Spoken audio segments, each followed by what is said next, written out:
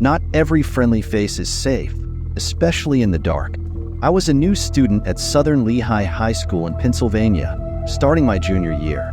Not knowing anyone made it really tough since everyone already had their friend groups figured out. The worst part, though, was lunchtime. My school didn't allow juniors to leave for lunch, only seniors, so I had to eat in the cafeteria.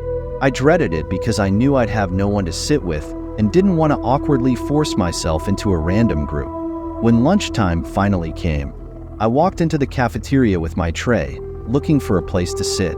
Every single table was taken. I didn't even have the option of sitting alone, but there was one table in the corner with only 2 kids sitting at it, which seemed like the least intimidating spot. So, I walked over and asked if I could sit there. They looked at each other, and one of them said, "Yeah." Upon sitting down, I noticed they were identical twins. They seemed to be partially of Hispanic heritage, but they didn't have any accents. They honestly seemed all right and introduced themselves as Antonio and Bruno. They even invited me to hang out with them after school, and since I needed to start making friends, I figured why not. I got their numbers, and after school, I went home to drop off my stuff. Shortly after, I got a text from Bruno saying he and his brother were planning to hang out and to meet them around 9 o'clock that night at the nearby cemetery. It was only a 10-minute walk from my house.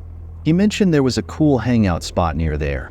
Plus, since the first day of school was on a Friday, we had the next day off. With nothing else to do, I agreed. When the time came, Bruno texted me again to check if I was still coming. I said yes and confirmed we were meeting on the road by the cemetery. He said yes, so I began my walk in the dark to the cemetery. The longer I walked, the more I thought about being the new kid and how strange it was that I was walking to a cemetery at night to meet 2 kids I just met. But anyway, I reached the little road next to the cemetery and asked Bruno where they were. He quickly replied that they were in the woods, hanging out by a small lake they wanted to show me, and he sent his location. I made my way into the woods, pushing branches aside, using my tiny phone flashlight as my only source of light. I started calling out for Bruno and Antonio as I felt like I was close, based on the location he sent me. Suddenly, I heard footsteps. I stopped, definitely footsteps, low and slow, approaching me. I called out, warning them not to scare me, but they didn't answer. I decided this was stupid and turned to head back to the road. Those footsteps turned from quiet and slow to fast, and before I could even react, someone dug their nails into my neck, choking me. I heard a familiar voice shouting, "Grab him! Grab him!" I managed to break free from the chokehold and sprinted toward the road. They followed me until the tree line by the road, but I was faster and kept running all the way home. I told my parents, and though they considered calling the cops, we decided it would be better to take pictures of the nail marks on my neck and report it to the school the next day. With the text from Bruno, I was able to get the 2 students expelled. My parents made me block both their numbers, and I didn't argue. They also made sure to confirm that these kids didn't know where we lived. I assured them they didn't, as far as I knew. But about a week later, I woke up to my room feeling really cold. I heard the sound of wind blowing in and saw that my window was completely open. I wondered if my mom had opened it, but it made no sense. It was 50 degrees out that night. I walked over to close it and noticed the ledge below my window, the one my father always told me to jump onto in case of a fire. I shut the window and went to my parents' room. I gently knocked and asked my mom if she had opened my window. She sat up, concerned, and said no. I told her that someone had opened it. She started shaking my dad to wake him up, but he just told me to grow up and go back to sleep. As I walked back to my room, I noticed something odd. My door was now half shut. Even though I had left it completely open, I cautiously pushed it open a bit more, peeking through the crack to see if anyone was behind it. Even though the thought crossed my mind, I never actually expected to see it, but there was someone hiding behind my door. I screamed for my dad like a terrified child, and my door suddenly slammed shut just as my dad came rushing out of his room. I shouted that there were people in my room. He barged in, turning on the light just in time to see a leg disappearing out my window. My dad ran downstairs and out the front door to try to catch them, but came back a few minutes later, out of breath, saying he didn't see anyone. I was convinced it was those twins I got expelled. My dad called the police, and I had to explain everything to them, including the incident in the woods. My father backed up my story, but without proof of who broke in, the police said there wasn't much they could do. They advised us to lock our doors and consider installing cameras outside. Despite my certainty that it was those twins in my room, nothing like this ever happened again after a couple of months of sleeping in fear. Looking back, I can't believe I was so willing to meet those kids in the woods at night. I should have realized they were trouble from the moment I saw them in the cafeteria. Freshman year of high school, 2007. It was gym class during the last period of the day, and we had a substitute gym teacher. It happened to be one of the stormiest days of the year. The sub was an older man, not quite a senior citizen but with gray hair, probably around 55 to 60 years old. As he took attendance, he did a double take when he passed me, which made me a bit uneasy. Not to brag, but I've always been told I looked older and quite mature for a freshman. The substitute told us to get into our volleyball teams, then disappeared into the hall by the locker rooms for a while. 40 minutes passed, and the period ended. It was time for us to change and go home. When I got to the locker room, for some reason, my locker wouldn't open. I tried my usual combination over and over, but it just wouldn't click open. Frustrated, I went to the sub to ask for help and to get my combination again, thinking maybe it just slipped my mind. The substitute told me to give him a few minutes, and he'd fetch the list of locker combinations.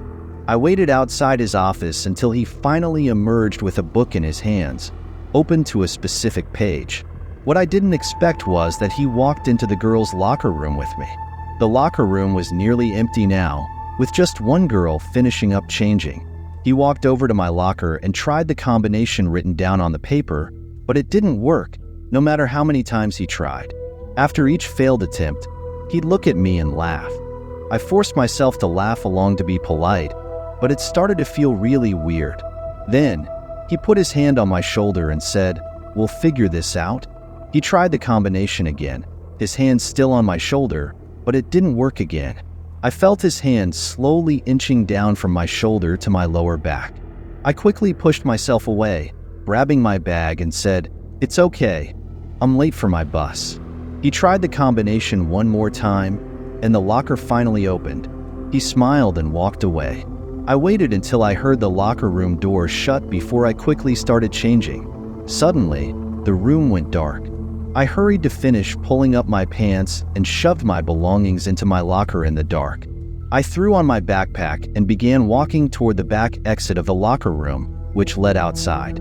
I feared the substitute might be waiting right by the door for me. I got a strong predatory vibe from him. When I reached the end of the aisle of lockers, I had to turn left to get to the exit door, but instinctively, I glanced right to make sure it was clear. There was just enough light seeping in from a small rectangular window near the ceiling for me to see him peeking at me from around the wall of lockers. That's when I bolted for the exit door. He came running behind me, saying, "Wait, wait, wait, it's not what it looks like." I dashed outside into the rain, off the high school campus, and walked the rest of the way home. The walk gave me time to reflect on what had happened. By the time I got home, soaking wet, it hit me. He had probably changed my locker combination somehow as a way to get me alone in the locker room. As for what he might have been planning to do when he cut the lights, I never wanted to imagine. Honestly, I was too emotionally scarred and, quite frankly, embarrassed to tell anyone about it. Not even my parents or friends. It was something I've kept to myself all these years because, truthfully, I just don't feel comfortable sharing it.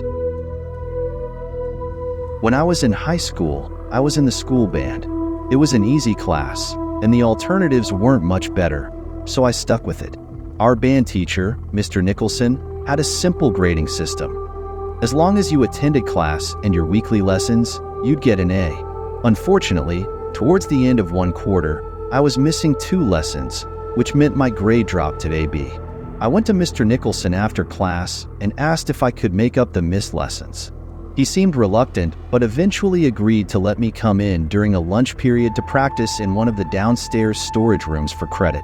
I was happy with that because, to be honest, I figured I'd probably just play games on my phone instead of actually practicing. The next day, I arrived at the music room during my lunch period. I grabbed my saxophone and headed down the stairs outside the music room towards the basement area of the music department. The basement was always kind of creepy because no one besides the music teachers ever went down there, and the lighting was pretty bad. I had only been down there a couple of times before that day. As I walked down the hallway, I noticed several doors on either side, each leading to small rooms about 7 by 7 feet. These rooms were used for storing chairs, music stands, spare instruments, Christmas decorations, and other things. I stepped into one of the rooms and shut the door behind me.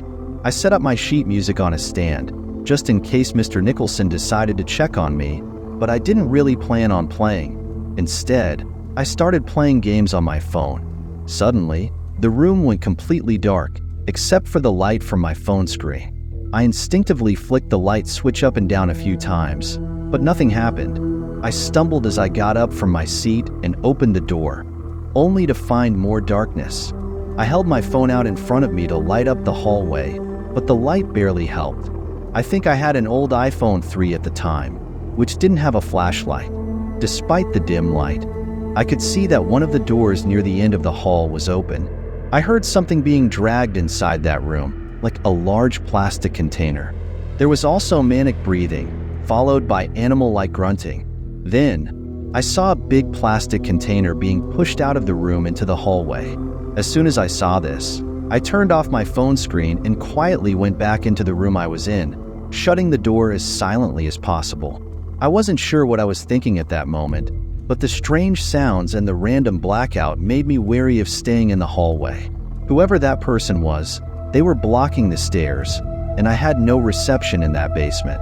All I felt comfortable doing was sitting in the room and waiting for the lights to turn back on. But the lights never came back on. After what felt like forever, I decided to try and get back upstairs.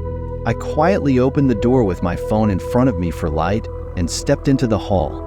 I inched closer to the stairs when I heard something again. I quickly crept into the next closest room with the door open and shut it behind me. I still didn't know what I was hiding from. Could it have been a staff member or a janitor? But then I thought, why would they be down there right after the lights went out? I stood in that pitch-black room, listening and waiting for any sound from outside. Suddenly, I felt the presence of someone in the room with me. You know how you can just sense when someone is there, even if you don't hear them? My hand shook as I pressed the home button on my phone to turn on the screen for just half a second. That was enough to see someone standing in the corner of the room, just 3 feet away from me. I pretended I didn't see anything, but it was too late. I heard a faint whisper and then felt a hand pat my shoulder twice before squeezing it. In a panic, I dove for the doorknob, struggling to find it in the dark. When I finally pulled the door open, the man in the room tried to push it shut, but I was already out. I ran up the stairs and burst through the door into the main level of the music hall, where the lights were still on. Out of breath, I ran to Mr. Nicholson and told him what had happened. He called security to check the basement, but they came back saying they didn't find anyone, just a bunch of music equipment that had been moved around. For the rest of the period, Mr. Nicholson canceled his flute lesson, and I sat there in the room with him and 5 flute players, explaining the whole story in detail. Since there were no cameras in the music hall, there was no way to catch whoever had gone down there and cut the power. It seemed like they were trying to steal expensive music equipment, maybe something even worse. The next day, I was called into the dean's office to give my story of what happened, and that's where it ended. But the memory of that day still haunts me. Thank you for watching. If you enjoyed this story, please let us know by leaving a comment below.